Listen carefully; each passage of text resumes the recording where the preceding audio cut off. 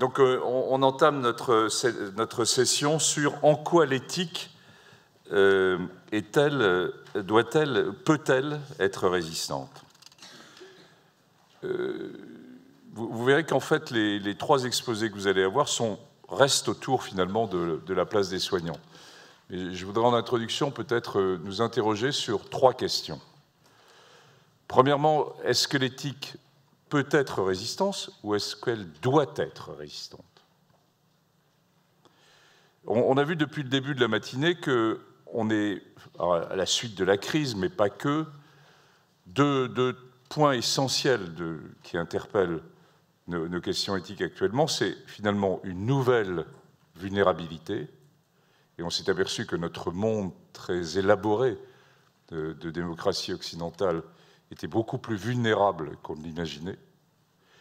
Et le deuxième point est la complexité, et ce qui fait partie intégrante de notre réflexion éthique. Alors, résistance, résister à quoi ou résister à qui? Alors, premièrement, résister aux crises humanitaires. Je vous rappelle que l'éthique moderne est issue d'une crise humanitaire majeure de la Seconde Guerre mondiale et du deuxième procès de Nuremberg. Allons au fondement même de la question, il y a eu une résistance par rapport à ce qui avait été fait et ce qui ne devait pas être fait. On a aussi une résistance par rapport à d'autres risques, et on le voit bien, les risques sanitaires qui ont été évoqués depuis hier, qu'on a discuté hier soir et qu'on a discuté également ce matin, mais qui sont certes importants, mais qui ne sont pas les seuls. Un deuxième élément de résistance, à mes yeux, est la résistance aux autorités. L'éthique doit résister aux autorités, quelles qu'elles soient. L'éthique doit garder dans ses structures, dans sa réflexion, une indépendance de pensée. C'est fondamental pour vous tous. Rester indépendant. Comment rester indépendant dans la réflexion éthique vis-à-vis de nos différentes autorités? Autorités administratives, autorités politiques. C'est un point essentiel dans la construction de l'éthique moderne. Le troisième point est résistance à la société elle-même. La société a changé, je l'évoquais hier soir, en disant que finalement, il y avait une réflexion du CCNE par rapport aux besoins qui s'étaient construits, issus de la science et modifiant la société. Mais on voit bien que sur différentes grandes questions, on ne doit pas construire l'éthique sur des sondages. On doit résister à cet aspect de besoin, à cet aspect d'autonomie permanent, à cet aspect de sondage qui définirait où on doit aller. Enfin, dernier point, et je terminerai là-dessus, et je reviendrai finalement à cet aspect de soignant, le système de soins lui-même, l'éthique doit, dans une certaine mesure, résister à la pression du système de soins. On a discuté depuis ce matin de la complexité, du mal-être du système de soins. On l'a évoqué aussi hier soir, et je suis le premier à avoir dit dans quelles circonstances nous nous trouvions actuellement dans le système de soins. Et inversement, le système de soins n'est pas fait pour se construire et être uniquement un système de soins. Il est fondamentalement fait pour rendre service aux citoyens et aux usagers de santé. C'est ça qui doit nous conduire.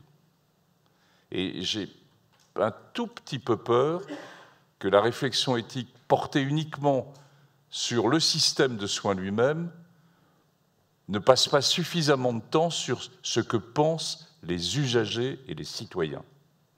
Et ça me permet juste de conclure pour rappeler vraiment l'importance de la construction de la démocratie en santé, avec ce triangle entre le politique, les soignants et les usagers de santé, et c'est comme ça que doit se construire, et au milieu de tout ça, que doit se construire une forme d'éthique. Alors, juste comme information, le CCNE sortira dans les 2 semaines qui viennent un nouvel avis, l'avis 140, sur les enjeux éthiques de la reconstruction du système de santé. Quelle valeur voulons-nous pour la santé pour demain? Donc évidemment, je vous le ferai passer à tous dès qu'il sera disponible. Alors, sur les présentations de ce matin, on a 3 présentations. La première est faite par Élodie Damien-Lemoine, qui est de l'horaire de Rhône-Alpes. C'est comprendre la résistance pour situer la place de l'éthique dans le soin.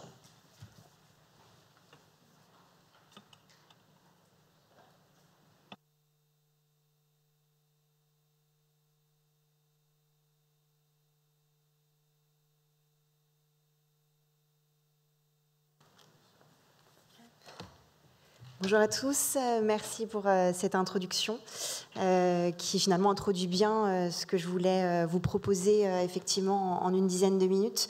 L'idée, c'est d'essayer peut-être d'interroger ce terme de résistance pour voir comment il est lié à la question de l'éthique et comment on peut lier ces deux-là dans des objectifs qui souvent se ressemblent. Alors, je commence d'emblée. La première remarque que je voulais faire, il y en aura 4, pas plus que cela, c'est que finalement, poser la question de la résistance en lien avec la question de l'éthique, et donc de poser cette question de l'éthique résistante, c'est une façon de nous rappeler finalement la visée fondamentalement pratique de l'éthique. Précisément parce que ce qui nous réunit ici, c'est probablement notre volonté de faire en sorte que l'éthique existe dans les faits, dans la réalité, dans les expériences, et notamment chez les soignants, chez les patients et chez tous ces protagonistes qui concourent à ce monde de la santé. Finalement, cette réflexion-là, cette réflexion sur la visée pratique de l'éthique, c'est une façon de re-questionner encore et encore comment on peut définir la question éthique et comment on peut définir l'éthique en tant que telle. Alors, c'est un débat qui est ancien, c'est une question philosophique fondamentale, mais peut-être qu'on peut en rappeler 3 dimensions pour justement essayer de comprendre quelle serait la place de la résistance par rapport à ces 3 dimensions de l'éthique. La première dimension de l'éthique, c'est peut-être sa dimension réflexive. C'est-à-dire que, et je pense que vous serez d'accord avec ça, quand on se pose des questions éthiques, on est justement dans le questionnement. On est dans un souci d'interroger le sens des choses, le sens des mots, le sens des valeurs. Et d'ailleurs, on ne met pas forcément le même sens aux valeurs, selon qui on est, selon d'où on vient. Et donc, il y a une portée fondamentalement réflexive de l'éthique et donc de la réflexion éthique, forcément. Et cette dimension finalement réflexive de l'éthique, peut-être que c'est déjà une forme de résistance à des idées qui parfois seraient un peu trop figées, ou en tout cas à la tentation de penser que la vérité existe et qu'elle ne bougera pas. Donc je pense qu'on a besoin de cette dimension fondamentalement réflexive de l'éthique, et c'est vrai que c'est des choses qu'on fait exister, je pense, au niveau des espaces éthiques notamment. La deuxième dimension de l'éthique qui me semble aussi intéressante, c'est l'éthique dans sa dimension normative. Donc, le terme de norme impose peut-être déjà un peu plus de contraintes, mais l'éthique existe aussi de par cet aspect-là. Un ensemble de règles, un ensemble de principes, un ensemble de lois qui ont une portée éthique fondamentale, c'est le cas des lois Kouchner, Leonetti, des lois de bioéthique, qui représentent un cadre d'une certaine manière, et qui sont une façon d'établir un certain nombre de règles qui, peut-être, sont une façon de résister à la factualité dans ce qu'elle peut avoir de confus, parfois. Est-ce que le fait d'avoir un cadre, d'une certaine manière, c'est une façon de résister à la confusion de toutes ces expériences différentes et individuelles? Est-ce que le cadre nous permet de résister finalement à un excès de factuel? Mais finalement, l'éthique résistante, c'est peut-être aussi une volonté de venir questionner et re-questionner sans cesse, finalement, ces règles, ces normes, ces principes, pour des raisons diverses et variées, des changements au niveau de la société, des changements au niveau de la science, des changements au niveau du monde sanitaire dans lequel on est, et c'est probablement d'ailleurs le sens de la clause de révision systématique des lois de bioéthique qu'on connaît bien. D'accord ? On veut réinterroger le cadre, et on doit réinterroger le cadre, parce qu'on est dans quelque chose d'évolutif. Et donc on a cette troisième caractéristique qui est l'éthique dans sa dimension pratique. Et c'est bel et bien l'objectif, je pense, que l'on a, comme pour se rappeler que finalement l'éthique qui ne serait que théorique, l'éthique qui ne serait que réflexion, manquerait probablement son but, qui est de servir, d'éclairer et d'accompagner les pratiques de soins, quelles qu'elles soient et dans toute leur diversité, d'une certaine façon. Alors à quoi l'éthique dans sa dimension pratique résiste-t-elle ? Eh bien, elle résiste à un certain nombre de choses que vous avez très bien évoquées jusqu'à maintenant, mais on peut prendre l'exemple du sens, parce qu'on l'entend quand même évoquer plusieurs fois. On est au sortir quand même d'une crise sanitaire qui a beaucoup interrogé la question du sens et de la perte du sens. Alors quel est le sens du soin dans sa direction, dans sa signification, dans ses modalités ? Peut-être que l'éthique résiste aussi à la perte de sens qui peut être caractéristique de nos sociétés. Alors, pour continuer, j'aimerais peut-être poser 3 questions dans la complémentarité de ce qui a été dit en introduction. En quoi l'éthique peut donc être résistante? Alors, pour ce faire, essayer de répondre à 3 questions. Alors, pas d'y répondre, mais en tout cas de poser encore un peu plus de questions. Si l'éthique est résistante, déjà, qu'est-ce que ça veut dire résister? Si l'éthique est résistante, à quoi l'éthique résisterait-elle? Et si l'éthique est résistante, comment l'éthique résisterait-elle? Donc c'est un grand projet pour si peu de minutes, mais c'est juste une façon de poser quelques questions pour continuer ensemble. Alors sur ce premier aspect, j'avais envie quand même, on aime bien quand on vient de la philo, rappeler les étymologies des termes qu'on utilise. Et pour le coup, l'étymologie du terme résister nous donne quelques indications intéressantes à venir questionner. Du latin resistere, ça indique notamment 2 choses. La résistance, c'est le fait de se tenir en face, en faisant face. Et c'est le fait de s'arrêter un moment, de ne pas avancer davantage. Donc on voit que dans la signification qui est liée à cette étymologie, il y a 2 choses en lien avec l'espace et le temps. Et si l'éthique est résistante, et à la lumière de cette étymologie qui est assez intéressante, ça peut nous faire dire quelque chose d'important. Pour que l'éthique existe, il faut que l'éthique existe dans un espace et dans un temps. Pour que l'éthique ait du poids et qu'elle puisse tout simplement exister, il faut qu'il y ait des lieux, il faut qu'il y ait des espaces, il faut que quelque chose existe de façon tangible. Et il faut aussi qu'il y ait du temps, d'une certaine manière, du temps accordé, du temps dédié, du temps donné à un moment donné. Donc ça, c'est quelque chose qui est important et ça vient toucher tout le débat sur la structuration de la réflexion éthique, qui est quand même l'une de nos missions aussi dans les espaces éthiques. Donc, de ce point de vue du sujet de la résistance, en tout cas, ça nous rappelle que l'éthique n'est pas un vague mot qu'on utilise, c'est aussi quelque chose qui doit exister dans les faits.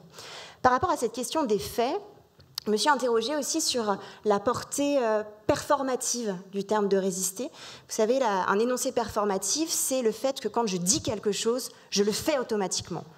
Dire quelque chose, c'est pas simplement donner et lancer un mot comme ça, c'est d'emblée s'inscrire dans les actes, dans la réalité. Et est-ce que finalement dire « je résiste », est-ce que c'est déjà automatiquement un acte, une action, quelque chose que je fais?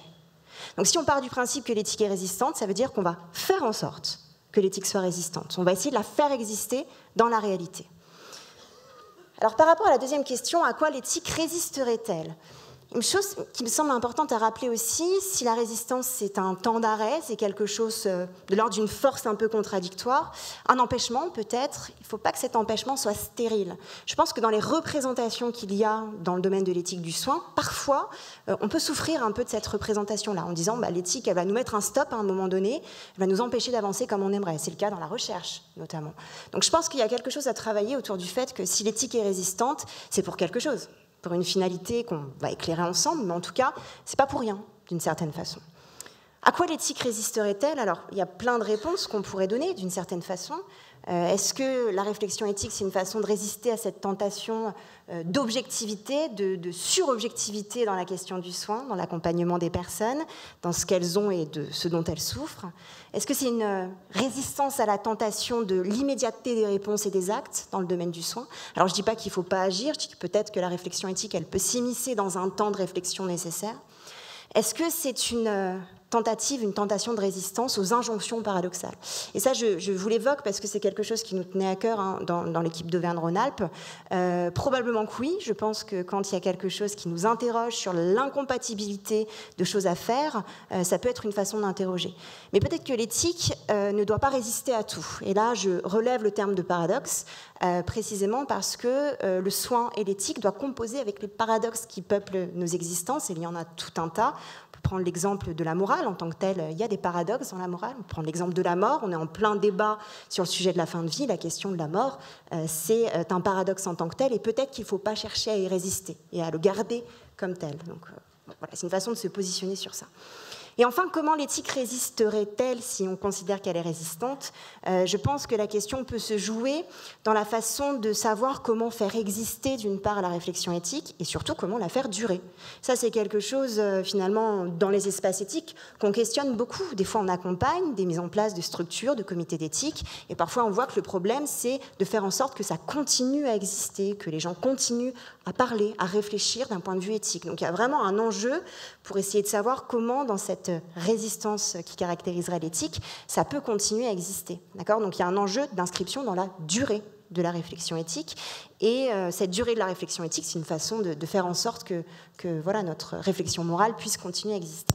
Alors pour terminer, puisque je pense que je suis arrivée au bout de mon temps, finalement, la réflexion éthique et la résistance, ça peut être considéré comme une opposition de force. Résister à quelque chose, c'est faire preuve de force, mais pas une force au sens péjoratif du terme, une force plutôt créatrice, constructive, et une force surtout qui sera accompagnée d'esprit. Je pense que c'est ce qui caractérise bien notre positionnement et notre réflexion éthique aujourd'hui. Et cette force-là, elle a peut-être 3 caractéristiques. Elle est intentionnelle, dans le sens où elle est voulue comme telle. Pour que la réflexion éthique existe, c'est qu'il y a une question de volonté aussi derrière. Elle est collective. Et une fois encore, je pense que l'existence dans nos équipes des espaces éthiques montre bien que les choses se font toujours en collectif et en pluridisciplinarité. Et surtout, elle est et elle reste du côté du sens. Et je pense qu'en cela, c'est une force en tant que telle. Et je pense qu'on peut dire que oui, l'éthique est une forme de résistance avec tout ce qu'on a pu voir jusqu'à maintenant. Merci beaucoup pour votre attention.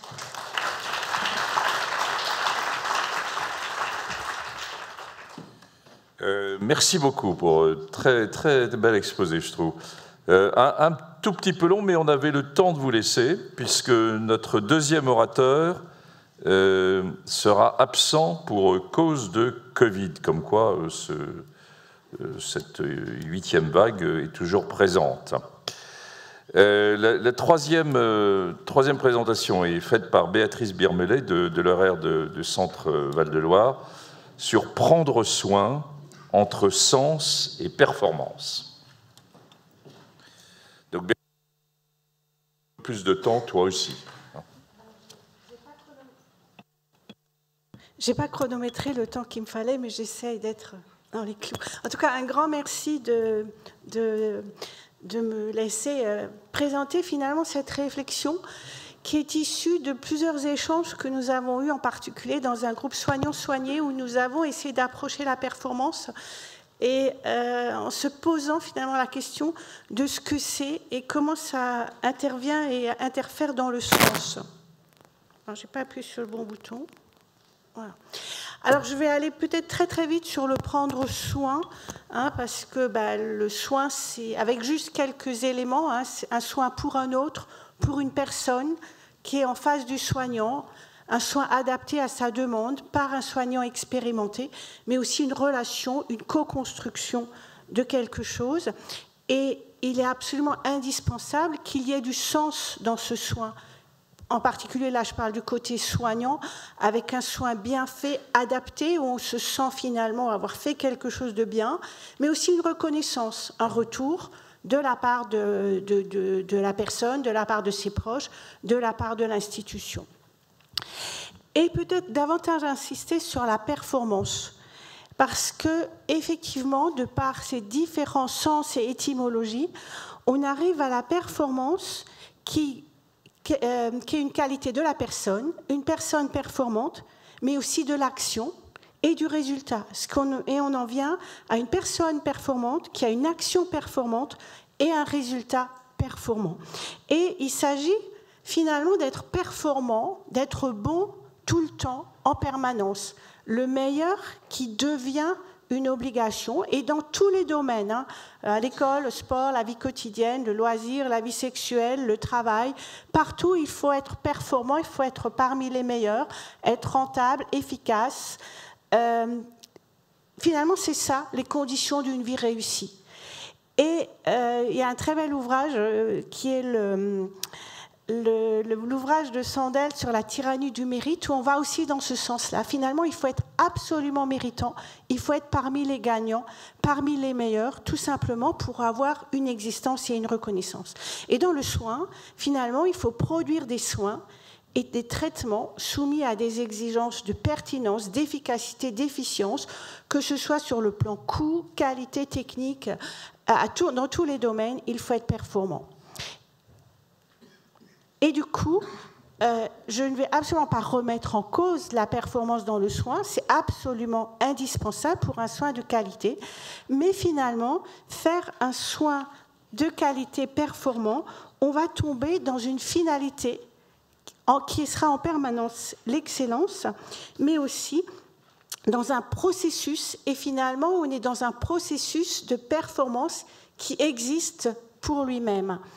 Et finalement, il y a cette performance qu'il faut absolument atteindre avec une notion de certitude.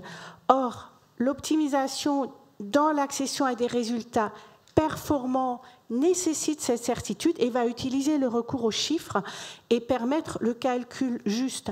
Le chiffre, finalement, va devenir une mesure de la performance via des indicateurs. L'action est mesurée, le service, l'établissement est mesuré, on a la certification, la tarification, le classement des hôpitaux. Et la performance va finalement, avec ce chiffre, objectiver les qualités des individus, de l'établissement, en utilisant des indicateurs, dont on peut d'ailleurs aussi se poser la question de la légitimité. Ce qui fait que la performance va finalement se suffire à elle-même, un outil, mais qui va aussi fonctionner et utiliser des procédures, des contraintes, et on va passer beaucoup de temps à remplir cet outil-là. Comment alors les valeurs du soin peuvent être, elles, prises en compte dans cette évaluation ? Parce que finalement, la performance va devenir une contrainte et non une opportunité. Et elle va aussi nous inviter, voire nous obliger à une progression illimitée. Et finalement, les professionnels sont dans cette situation d'émulation qui peut prendre l'aspect d'une compétition, d'une comparaison et d'une forme de jugement. Finalement, le soignant il est dans une course en avant où il va être complètement plus du tout acteur, mais subir vraiment le système dans lequel il est. Et du coup, on arrive à un épuisement du professionnel. On est dans cette logique de mérite, de rentabilité, d'efficacité. Comme dit, ce n'est pas seulement dans le soin, c'est aussi dans sa vie personnelle, avec un univers de gagneurs. Chacun doit être assuré dans tous les domaines. Et ça va donc induire une culpabilité de ne pas arriver à tout faire, de ne pas réussir partout, une désillusion, car il est impossible d'arriver à ce qu'on s'est fixé, et la personne va désespérer de ne pas répondre à ce qui est attendu, de ne pas parvenir aux objectifs fixés. Alors je vais un peu paraphraser Ehrenberg, on arrive à cet individu incertain quant à sa propre valeur et la hantise finalement de l'insuffisance et de l'échec.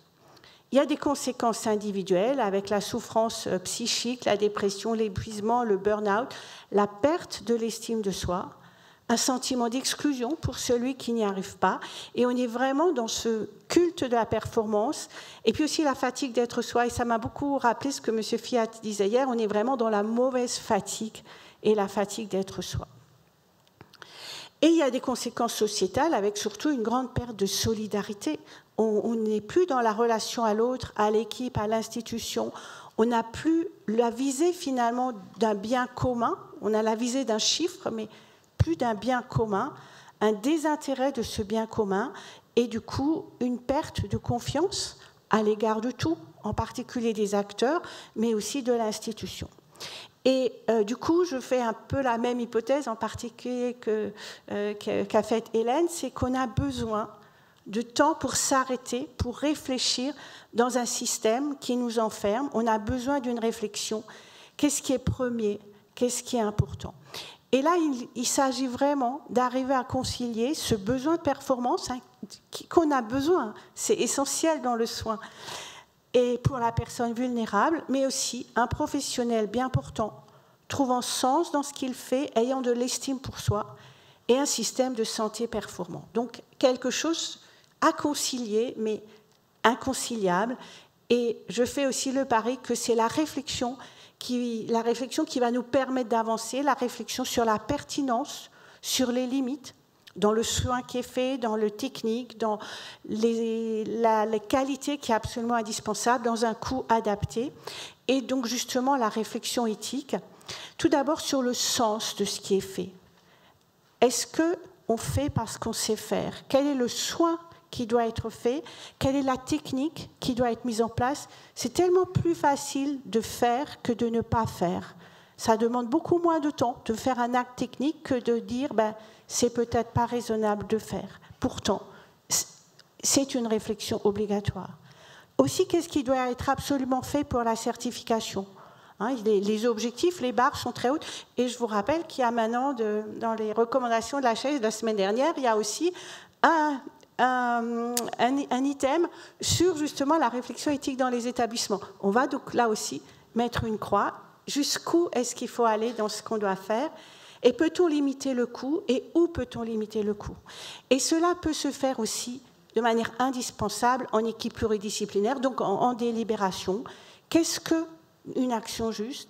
Qu'est-ce qui est acceptable pour la personne singulière, l'équipe, l'institution?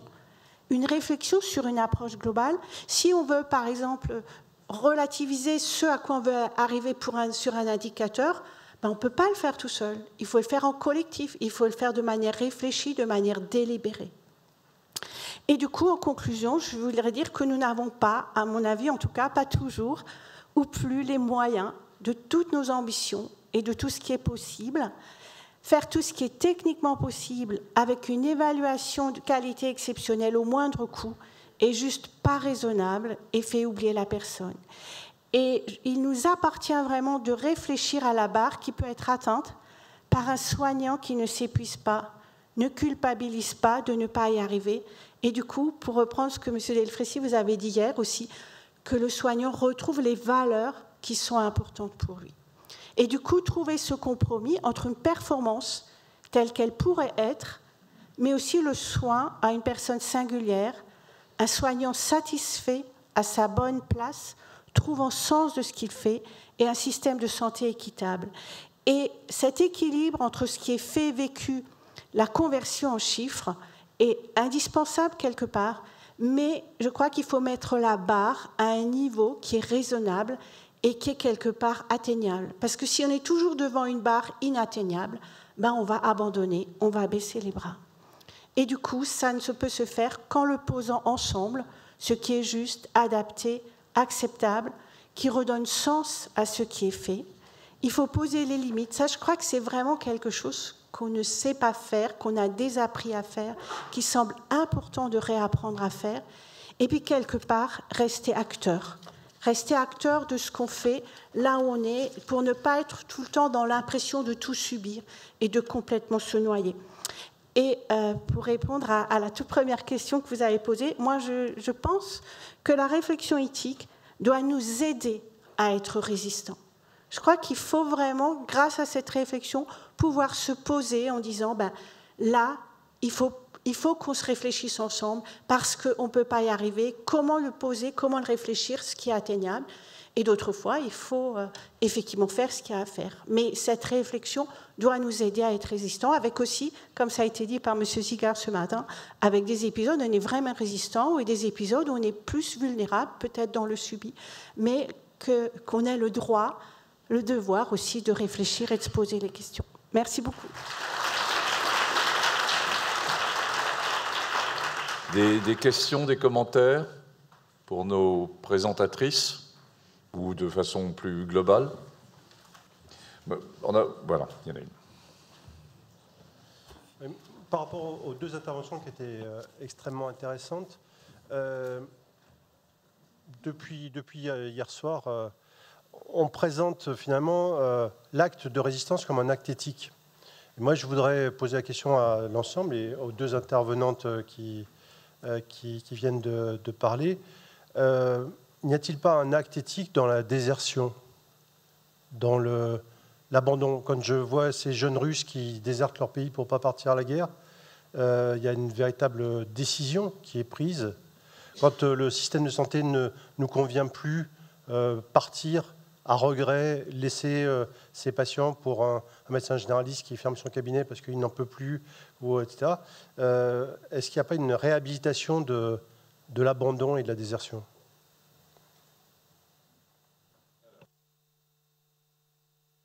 Tenter de répondre.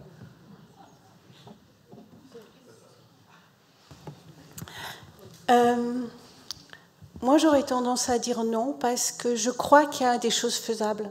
Je crois que justement, par le fait de réfléchir, de poser ce qui est faisable, je pense que je ne suis pas désespérée au point qu'on ne peut plus. Par contre, il faut poser ce qui est raisonnable de faire. Je pense que peut-être qu'il faut déserter au sens que c'est plus possible de répondre à tout, mais quelque part, je dirais qu'on n'a pas le droit de déserter parce qu'il y a encore des choses à faire, sauf qu'il faut réfléchir à ce qu'on peut et ce qu'on doit faire. Moi, j'aurais un commentaire, évidemment, qui est plus facile de ma part, mais je crois qu'il ne faut pas désespérer. Hein, il ne faut pas désespérer Billancourt, d'autres l'ont dit, et qu'on a des équipes de soins qui restent admirables et pour la plupart d'entre elles, extrêmement motivées.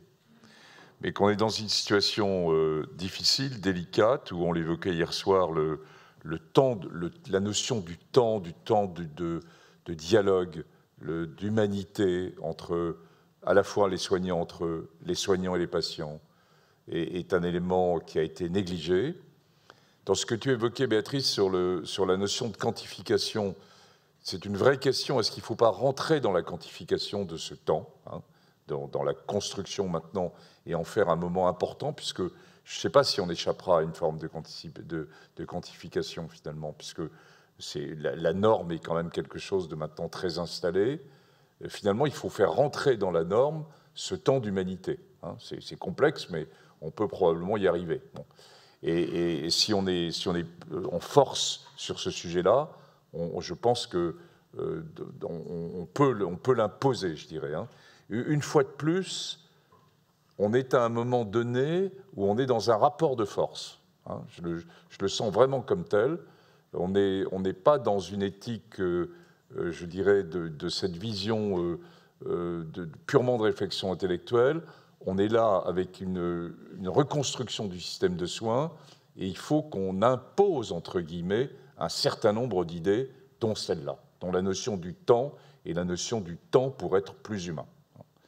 Et avec ça, et avec une deuxième notion, me semble-t-il, que ça va ne pas se faire tout de suite. Et ça, c'est très, très compliqué pour les équipes qui sont en position difficile. Or, ça va prendre du temps, quels que soient les moyens, quelle que soit la volonté de faire bouger les lignes, il va nous falloir du temps. Hein.